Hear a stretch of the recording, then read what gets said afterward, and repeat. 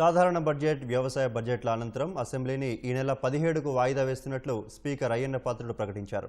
సభ్యులు ఈ బడ్జెట్పై ప్రసంగించేందుకు 17, 18 తేదీల్లో అవకాశం ఉంటుందన్నారు. సీఎం, డిప్యూటీ సీఎం సూచనల మేరకు స్కూల్ పిల్లలను అసెంబ్లీ సమావేశాలు చూసేందుకు ఆహ్వానించామన్నారు.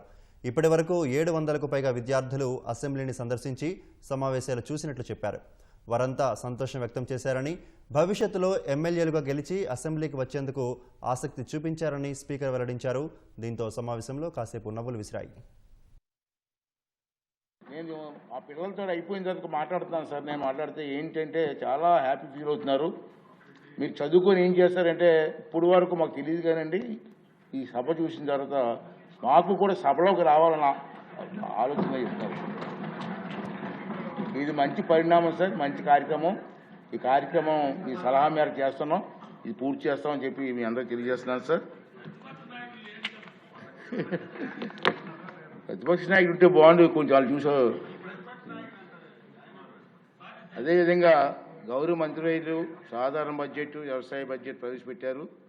17, 18 తేదీలో అంటే రాబోయే మంగళవారం, బుధవారంలో సాధారణ బడ్జెట్పై విస్తృతంగా చర్చ జరుగుతుంది. చర్చకు సన్నద్ధం కావడానికి బడ్జెట్ ప్రతిపాదన మీరందరూ కుల్లసంగా అధ్యయనం చేయవలసిన అవసరం ఉందని భావిస్తున్నాను. ఫిబ్రవరి 15, 16 తేదీలో సమావేశాలకు విరామం ఇస్తున్నాం. 15, 16 విరామం ఉంది కాబట్టి ఈ సమయాన్ని సభ్యులందరూ కూడా సద్వినియోగం చేసుకొని బడ్జెట్పై పూర్తి అవగాహనతో ఈ చర్చలో పాల్గొనవలసిందిగా కోరుతున్నానండి.